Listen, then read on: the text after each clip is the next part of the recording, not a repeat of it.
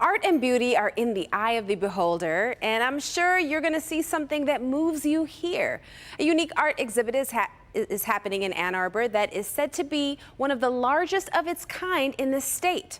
All About Ann Arbor's community producer Meredith Bruckner is here to share what it's all about. Yes, good morning, Tati. So this is the 27th year for this art exhibition, and the work is simply breathtaking. But there's also a story here.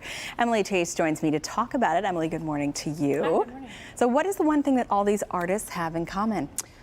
I think just like artists who are not incarcerated, they have something to say in their art, and I think that they find meaning and they make meaning in their art. This is prisoners creating. It is, yeah. All it's of this people who are artwork in this incarcerated. exhibition. Yes. Wow, and it's an incredible work. Yeah, it's amazing.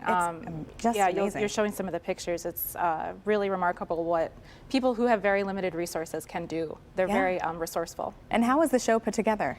Well, it's a year-round process, so even though it's just 2 weeks in the spring, my job year-round is to make this show happen. In the fall, we go to 25 prisons. We go inside 25 correctional facilities in the state of Michigan.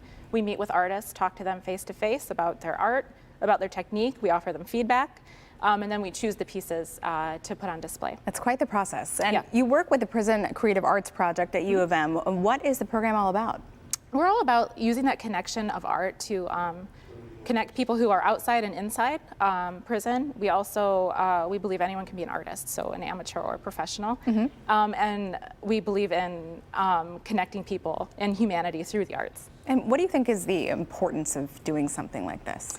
I think it's kind of what I just said, is that people can come in and look at the art and see that people who are incarcerated are people. They can get a sense of that subjective experience of incarceration, and so I think that's important no matter what your opinions are on criminal justice or anything, to remember that it's all people who are involved in these systems. And the art can really offer something to that nothing else can. And how has it impacted you, since you moved into this role? What was that like going into prisons and meeting people and seeing their art?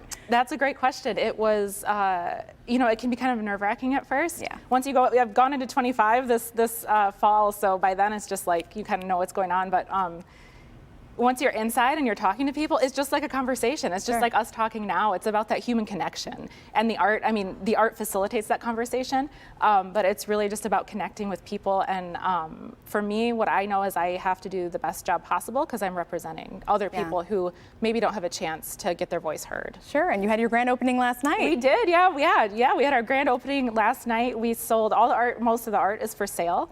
And we had almost $10,000 in sales last night. Wow, congratulations. Yeah, and that all goes right back to the artists. That's wonderful. Well, thank you so much for telling us all about it this morning, Emily. And the art exhibition runs from now until April 4th at the Duderstadt Gallery on Bonesteel Boulevard on UM's North Campus.